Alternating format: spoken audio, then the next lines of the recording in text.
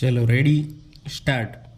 જે તે વખતના વિદ્વાન જ્યુડિશિયલ મેજિસ્ટ્રેટ ફર્સ્ટ ક્લાસ શ્રીનાઓએ ફોજદારી કેસ નંબર 54/2025ના કામે તારીખ 10/2/2025ના રોજ આપેલ ચુકાદા અન્વયે સદ્રહુ ફોજદારી કેસના આરોપીઓને prevention of food adulteration act 1954ની કલમ 7(1), કલમ 7(3)(7)(5) અને નિયમ 44(c) અને નિયમ 50ના ભંગ બદલ કલમ 16(1)(16)(1)(a)(2) મુજબના શિક્ષાપાત્ર ગુનામાં તકસીરવાન ઠરાવી 1 વર્ષની સખત કેદની સજા અને ₹2500 અંકે ₹2500 પૂરાનો દંડ અને દંડ ન ભરે તો વધુ 1 માસની સાદી કેદની સજા ભોગવવાનો હુકમ કરેલો। તેનાથી નારાજ થઈને આરોપીએ ક્રિમિનલ પ્રોસિજર કોડની કલમ 374(3) અન્વયે હાલની આ પ્રથમ અપીલ દાખલ કરેલી છે। કેસની ટૂંકમાં હકીકત એવી છે કે ઉપરોક્ત ફોજદારી કેસના કામે વિદ્વાન જ્યુડિશિયલ મેજિસ્ટ્રેટ ફર્સ્ટ ક્લાસ શ્રીનાઓએ આરોપી વિરુદ્ધ કેસ ચલાવેલ। કેસની હકીકત એવી છે કે રિસ્પોન્ડન્ટ નંબર 1નાએ એપેલેટ પાસેથી તારીખ 25/3/2004ના રોજ શાકભાજી માર્કેટ આવેલ સૂરજ ટ્રેડર્સને ત્યાંથી તેના વેન્ડર કમ માલિક પાસેથી XYZ ઘીના નમૂનો પૃથ્થકરણ કરવા માટે વેચાણ લીધેલો અને નમૂનો પૃથ્થકરણ કરવા માટે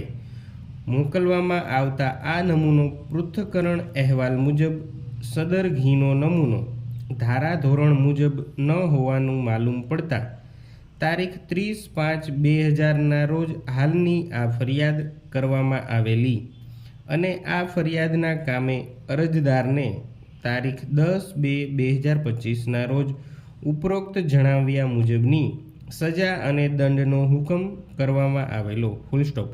વધુમાં આ કેસમાં જે સેમ્પલ લેવામાં આવેલ તે પબ્લિક એનાલિસ્ટ રાજકોટને મોકલી આપવામાં આવેલ અને તેથી વિદ્વાન મેજિસ્ટ્રેટનાઓએ આરોપી વિરુદ્ધ કેસ ચલાવીને અરજદારને ગુનેગાર ઠરાવેલ અને ઉપરોક્ત જણાવ્યા મુજબ આરોપીને prevention of food adulteration act 1954ની કલમ 7(1)(7)(3)(7)(5) અને નિયમ 44(c) અને નિયમ 50ના ભંગ બદલ કલમ 16(1)(a)(1)(16)(1)(a)(2) મુજબના શિક્ષાપાત્ર ગુનામાં તકસીરવાન ઠરાવી 1 વર્ષની સખત કેદની સજા અને ₹2500 પૂરાનો દંડ અને દંડ ન ભરે તો 1 માસની સાદી કેદની સજા ભોગવવાનો હુકમ કરેલો। હાલના કેસમાં અરજદાર આરોપીએ જ્યુડિશિયલ મેજિસ્ટ્રેટ ફર્સ્ટ ક્લાસ શ્રીના તારીખ 10/2/2025ના સજાના હુકમ વિરુદ્ધ હાલની આ અપીલ કરેલ છે અને ત્યારબાદ અરજદારે આંક 114થી પુરસીસ આપીને એવું જણાવેલ છે કે નામદાર સુપ્રીમ કોર્ટના ક્રિમિનલ રિવિઝન નંબર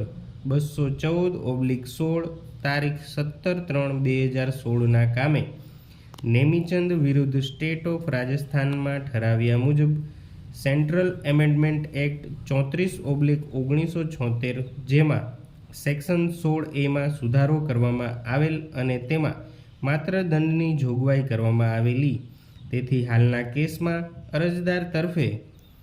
વિદ્વાન જ્યુડિશિયલ મેજિસ્ટ્રેટનાઓએ જે સજાનો હુકમ કરેલો છે તેના મેરિટ્સ ઉપર કોઈ દલીલ કરતા નથી, પરંતુ ઉપરોક્ત નામદાર સુપ્રીમ કોર્ટના ચુકાદા મુજબ હાલના અરજદારને માત્ર દંડની સજા કરવા માટે માંગણી કરેલી છે।